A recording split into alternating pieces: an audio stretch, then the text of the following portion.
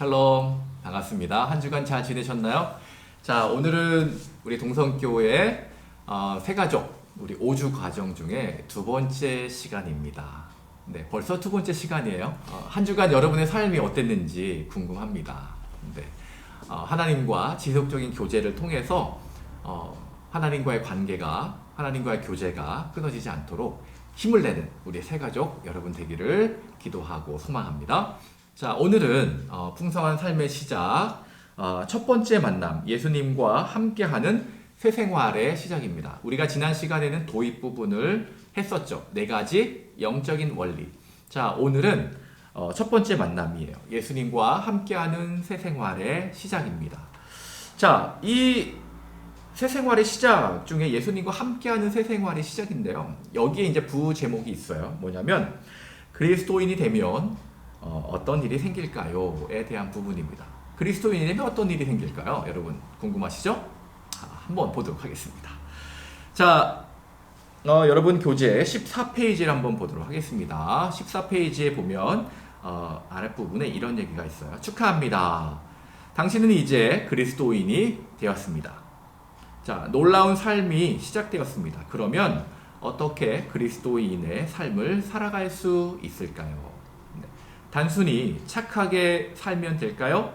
아니면 도덕적인 규범을 잘 지키면 될까요? 아니면 종교적인 의식을 열심히 따라하면 될까요?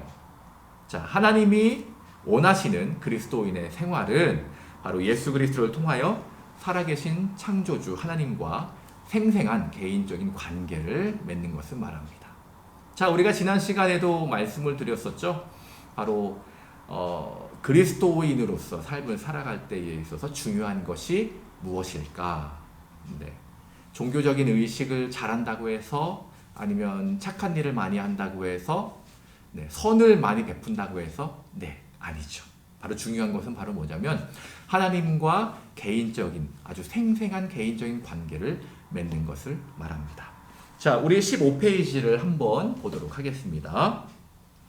자, 15페이지에 보면 모든 그리스도인은 하나님과 그 자신 사이에 올바른 관계가 이루어져 있음을 확신해야 합니다. 자, 이런 확신이 없이는 어느 누구도 생활 속에서 하나님이 주시는 참된 행복과 완전한 만족을 체험할 수 없기 때문이죠. 자, 그리스도인이 되면 어떤 일이 생길까요, 여러분? 자, 한번 보겠습니다. 여러분이 믿음으로 예수 그리스도를 여러분의 구주와 주님으로 영접한 순간 그분은 여러분 안에 들어와 계십니다. 자, 요한계시록 3장 20절 말씀이 있습니다. 자, 한번 볼까요? 요한계시록 3장 20절 말씀이 이렇게 약속하고 있어요. 예수 그리스도께서 말씀하시기를 볼지어다 내가 문 밖에 서서 두드리노니 누구든지 내 음성을 듣고 문을 열면 내가 그에게로 들어가 그와 더불어 먹고 그는 나와 더불어 먹으리라. 아멘. 자, 1번을 한번 볼까요? 당신은 예수 그리스도를 당신의 마음과 생활 속에 영접한 일이 있으십니까? 네, 우리가 지난 시간에 도입 부분에 바로 복음에 대해서 네 가지 영적인 원리에 대해서 배웠었죠. 바로 예수님을 우리 마음속에 나의 구주 나의 하나님으로 영접하는 시간이었습니다. 자, 그렇다면 요한계시록 3장 20절의 약속의 말씀에 의하면 예수 그리스도는 지금 어디에 계실까요? 바로 우리 마음에 계시겠죠. 자, 이제 당신은 예수 그리스도를 마음속에 영접하였고 그분과 개인적인 관계를 맺게 되었습니다. 당신은 이제 참된 그리스도인이 되었습니다. 당신은 그리스도인의 가정에서 태어났기 때문이거나 또는 선한 생활을 함으로써 그리스도인이 된 것이 아닙니다. 그리스도인이란 예수님과 하나 된 자, 곧 그 안에 예수님이 사시는 사람을 말합니다. 성경은 예수님이 당신 안에 사시기 위해 들어오실 때 많은 일들이 이루어진다고 말하고 있습니다. 자, 여러분 16페이지를 한번 보도록 하겠습니다. 자, 16페이지에 보면 새로운 관계, 큰 이제 소제목이 나오죠. 이 시간에는 크게 세 가지를 말씀을 드릴 건데, 첫 번째는 새로운 관계, 그 다음에 새로운 생명, 그리고 마지막으로 새로운 피조물, 이렇게 세 가지를 말씀을 드리겠습니다. 그 중에 첫 번째, 바로 새로운 관계에 대해서 보도록 하겠습니다.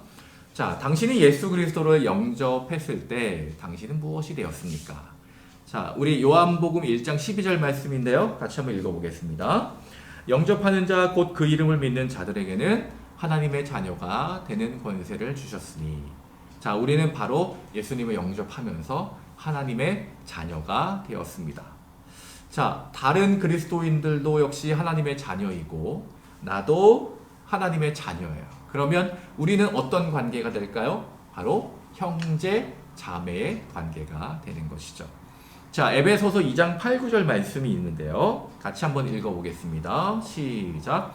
너희는 그 은혜에 의하여 믿음으로 말미암아 구원을 받았으니 이것은 너희에게서 난 것이 아니요 하나님의 선물이라. 네. 자, 구원은 인간의 선행에 대한 보상일까요? 아니죠. 인간의 선행에 대한 보상이 아닙니다. 그렇다면 이 말씀에 의하면 자, 사람들은 어떻게 구원을 받을 수 있을까요? 바로 예수 그리스도를 믿음으로. 그렇죠?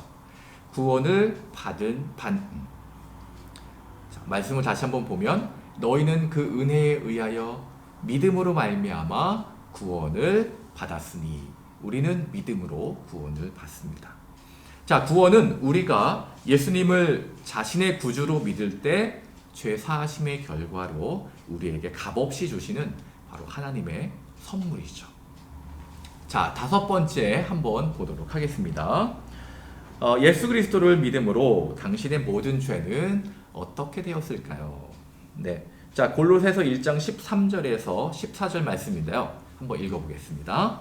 그가 우리를 흑암의 권세에서 건져내사 그의 사랑의 아들의 나라로 옮기셨으니 그 아들 안에서 우리가 속량 곧 죄사함을 얻었도다. 자, 예수 그리스도를 믿음으로 우리의 죄는 어떻게 되었을까요? 바로 용서를 받았습니다. 자, 우리가 속량, 죄가 속해졌다라는 거죠. 그 다음에 죄 사함, 우리의 죄가 용서함을 받았다라고 골로새서에서 말씀하고 있습니다. 자, 여섯 번째, 당신이 개인적으로 예수 그리스도를 영접한 후에 그분이 당신을 떠나실까요? 자, 어떨까요? 우리가 예수님을 마음속에 영접했다면 그분은 절대로 떠나지 않으시겠죠. 자, 말씀의 근거가 있어요. 자, 히브리서 말씀인데요. 13장 5절 하반절 말씀입니다. 같이 한번 읽어볼까요? 그가 친히 말씀하시기를 내가 결코 너희를 버리지 아니하고 너희를 떠나지 아니하리라 하셨느니라. 네, 분명히 버리지 아니하시고 떠나지 않으신다고 말씀하고 있습니다. 자, 일곱 번째, 예수 그리스도가 결코 떠나지 않으신다면 자, 당신은 일생 동안 몇 번 예수님을 영접하면 될까요? 딱 한 번이면 됩니다. 왜냐하면 절대로 떠나지 않기 때문입니다. 자, 새로운 생명. 자, 이번에 영생에 대해서 한번 보도록 하겠습니다. 자, 중요한 말씀인데요. 요한일서 5장 11절에서 13절까지의 말씀입니다. 같이 한번 읽어보겠습니다. 시작. 또 증거는 이것이니 하나님이 우리에게 영생을 주신 것과 이 생명이 그의 아들 안에 있는 그것이니라. 아들이 있는 자에게는 생명이 있고 하나님의 아들이 없는 자에게는 생명이 없느니라. 내가 하나님의 아들의 이름을 믿는 너희에게 이것을 쓰는 것은 너희로 하여금 너희에게 영생이 있음을 알게 하려 함이라. 자, 여기에서 우리 한번 밑줄을 한번 쳐보겠습니다. 첫 번째 줄의 중간에 보면은 영생이라는 단어가 있어요. 자, 그 영생이라는 단어에 밑줄 아니면 이렇게 동그라미를 한번 쳐보시기 바랍니다. 자, 그리고 두 번째 줄의 첫 부분에 보면 그의 아들 안에라는 말이 있죠. 한번 밑줄 한번 쳐보겠습니다. 자, 그리고 맨 밑에서 두 번째 줄에 보면 또 영생이라는 단어가 있습니다. 영생이란 단어에 또 한번 밑줄을 쳐보겠습니다. 자, 한번 문제를 한번 볼까요? 자, 하나님이 우리에게 주신 것이 무엇일까요? 아까 우리가 밑줄 쳤었죠? 바로 우리에게 영생을 주셨습니다. 자, 이 생명이 어디에 있습니까? 바로 그의 아들 안에 있습니다. 그의 아들은 누구죠? 바로 예수 그리스도시죠. 자, 그렇다면 세 번째 보겠습니다. 당신은 하나님의 아들 예수 그리스도를 모시고 있습니까? 네. 우리가 지난주에 예수님은 나의 구주, 나의 하나님으로 영접합니다. 영접 기도를 했었죠. 바로 우리 안에 예수님이 있다는 것을 여러분들이 확신하시기 바랍니다. 자, 네 번째. 당신이 하나님의 아들을 모시고 있다면 당신은 동시에 무엇을 소유하고 있습니까? 우리가 맨 밑에 줄에 밑줄 쳤었죠? 바로 영생이죠. 영생을 우리는 소유하고 있음을 알 수가 있습니다. 자, 어떻게 알 수 있을까요? 바로 이 성경 말씀의 약속의 근거에서 우리는 알 수가 있습니다. 마지막 질문인데요. 여러분, 당신은 자신이 영생을 소유하고 있음을 확신하십니까? 여러분 어떠세요? 내 안에 영생이 있음을 확신하십니까? 아멘. 네, 확신하시기 바랍니다. 왜냐하면 예수님이 우리 안에 계시고 다음에 또 성경 말씀을 통해서 우리에게 약속하고 있기 때문에 우리는 예수님의 그 생명이 우리 안에 있기 때문에 영생이 있음을 확신할 수가 있는 거죠. 자, 18페이지로 한번 넘어가 보도록 하겠습니다. 자, 18페이지 새로운 체험인데요. 이제 당신은 마음과 생활 속에 예수 그리스도를 모시고 있습니다. 그렇다면 당신에게 어떠한 변화가 일어날까요? 고린도후서 5장 17절 말씀을 한번 보겠습니다. 그런즉 누구든지 그리스도 안에 있으면 새로운 피조물이라. 이전 것은 지나갔으니 보라 새 것이 되었도다.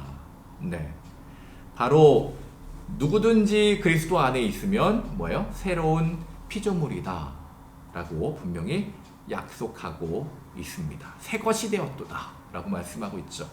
예수님을 믿기 전과 그 다음에 예수님을 믿은 이후의 삶이 많이 변화가 됐을 거예요. 우리가 예배를 드리고 또 기도를 하고 찬양을 하고 또 말씀을 보는 것, 그것만으로도 어때요? 삶이 변화가 되었죠.